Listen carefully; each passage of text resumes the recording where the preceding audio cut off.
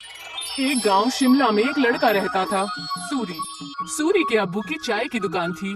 वो सुबह उनकी मदद करता और फिर स्कूल चला जाता। स्कूल में सूरी से कोई ठीक से बात नहीं करता था, क्योंकि वो चाय बनाने वाले का बेटा है। वो सबसे बात करने की कोशिश करता है, दोस्तों के ग्रुप में शामिल होना चाहता है, लेकिन कोई भी उससे बात नहीं करता।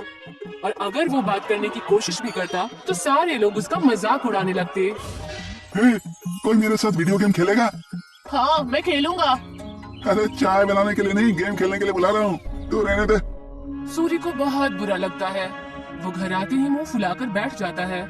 सूरी के अब्बू ये देखते हैं और उसके लिए खाना लेकर आते हैं। अरे क्या हुआ सूरी, तू मायूस क्यों है आज? ले खाना खा ले, तुझे अच्छा लगेगा, ले। पापा, कोई और काम क्यों नहीं करते? आपको इतने सारे कामों में से यही काम मिला। चाय बनाने में क्या बुराई है? दिन में सबसे ज्यादा लोग इसी के बारे में सोचते हैं। नहीं, मेरे दोस्त तो मजाक उड़ाते हैं, मुझे अपने साथ खेलने में भी शामिल नहीं करते। बोलो कौन सा खेल खेलना है, अभी खेलते हैं। आपके साथ नहीं, उनके साथ खेलना है। ये कहकर वो वहाँ से चला जाता है बिना खाना खाए। सूरी के अब्बू को ये देखकर बहुत बुरा लगता है कि उनकी वजह से उनके बच्चे के दोस्त बहुत दूर जा रहे हैं। उसके पिताजी चाय बनाने के साथ दूसरा काम भी ढूंढने लगते हैं। वहीं स्कूल में बच्चों को ट्रिप पर ले जाने का प्रोग्राम बनता है। कुछ दिन बाद आप सभी बच्चों को एक जंगल ट्रिप पर ले जाया जाएगा। सभी बच्चे उसी तैयारी के साथ आएंगे। सारे बच्चे खुश हो जाते हैं। सूरी घर आकर ये बात अपने अब्बू को बताता है। पापा, मुझे स्कूल की तरफ से जंगल की ट्रिप पे ले जाया जा रहा है। मुझे जरूरी सामान पैक करके दे दीजिएगा। अरे वाह, ये तो बहुत अच्छी बात है। अपने सामान में एक छोटा बर्तन जरूर लेकर जाना। वहाँ अगर कुछ पकाना हो तो काम आ सकता है, ठीक है? जी पापा, जरूर। और हाँ, तुम्हें एक और बात बतानी थी। मैं नई नौकरी ढूंढ रहा हूँ। तुम्हें अब अपने दोस्तों के सामने शर्मिंदा नहीं होना पड़ेगा और वो तुमसे बात भी करेंगे। सच पापा? हाँ। सूरी खुशी से पिताजी के गले लग जाता है। कुछ दिन बाद उस जंगल ट्रिप पर जाने का दिन आ जाता है। सब उस जंगल में पहुंचने के बाद ट्रैकिंग शुरू कर देते हैं। मैं सबको 4 ग्रुप में बांटूंगा, जिसमें एक लीडर भी होगा। वो सब एक साथ में रहेंगे और अपना काम करेंगे। सब अपने लीडर की बात मानेंगे, समझ गए ना? सब अपना बैग लेकर ट्रैकिंग शुरू करते हैं। अरे किसको लीडर बना दिया? इसको तो चाय के अलावा कुछ नहीं आता। सब हंसने लग जाते हैं। सूरी को बहुत बुरा लगता है। कुछ दूर चलने के बाद वो थक जाता है। चलो यहाँ रुक जाते हैं, थोड़ा खा पी भी लेते हैं। बाकी सभी मान जाते हैं और रुक जाते हैं। नहीं, हम नहीं रुक सकते। अगर हम रुके तो लेट हो जाएंगे और कुछ ही देर में अंधेरा भी होने वाला है। लो, लीडर बना दिया तो अब हम पे हुक्म चला रहा है।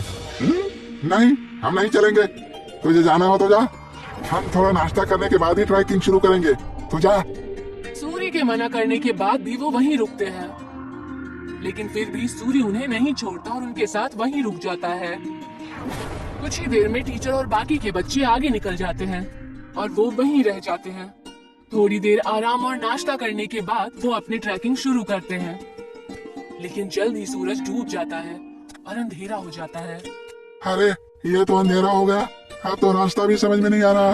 बाकी बच्चे भी डरने लग जाते हैं।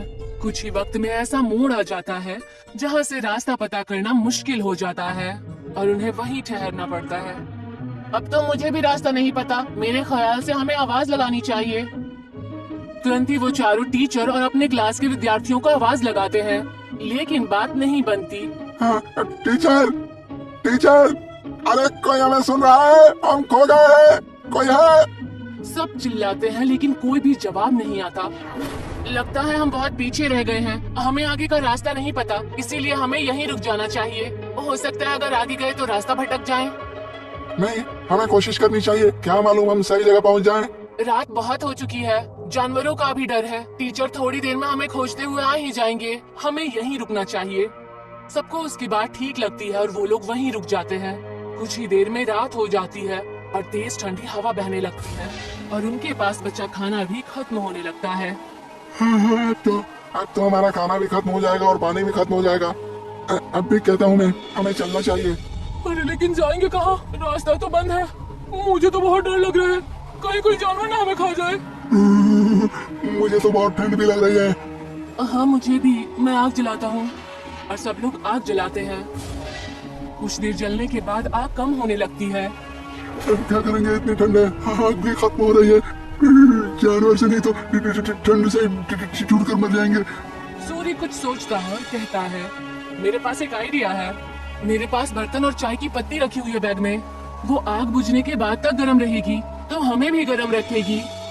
सूरी तुरंत वो बर्तन निकालता है और सब उसे अपना पानी दे देते हैं, लेकिन फिर भी पानी कम पड़ता है। वहीं पास में जमीन पर बर्फ पड़ी होती है। वो उसे उठा लेता है। जैसे ही काली चाय बनती है, आग खत्म हो जाती है। सबको बहुत अच्छा लगता है। उसे पीने के बाद सब तारीफ भी करते हैं, लेकिन अयन सिर्फ चुपचाप चाय पीता है। कुछ ही देर में उन्हें पत्तियों की आवाज आती है और वो अपने पीछे की तरफ देखते हैं। वो देखते हैं कि उनके टीचर आ रहे हैं। सब राहत की सांस लेते हैं। कैंप में पहुंचने के बाद जब टीचर उनकी तारीफें करते हैं तो आयन कहता है कि वो महफूज उनके लीडर सूरी की वजह से है। ये सुनकर सूरी को बेहद खुशी होती है। सूरी की कहानी सुनकर सब उससे दोस्ती करने आते हैं। अगर आज सूरी को चाय बनानी नहीं आती तो शायद सब उसके दोस्त नहीं बनते। आज पहली बार उसे चाय वाला होने पर खुशी हो रही थी। अगले दिन वो खुशी खुशी अपने पिताजी के पास गया और उन्हें सारी बातें बता दी। अरे ये तो बहुत खुशी की बात है। एक बात तो मेरे पास भी है, मैंने अच्छी नौकरी ढूंढ ली है। सूरी ये सुनकर हैरान और उदास हो जाता है। नहीं पिताजी, आपको काम बदलने की कोई जरूरत नहीं है।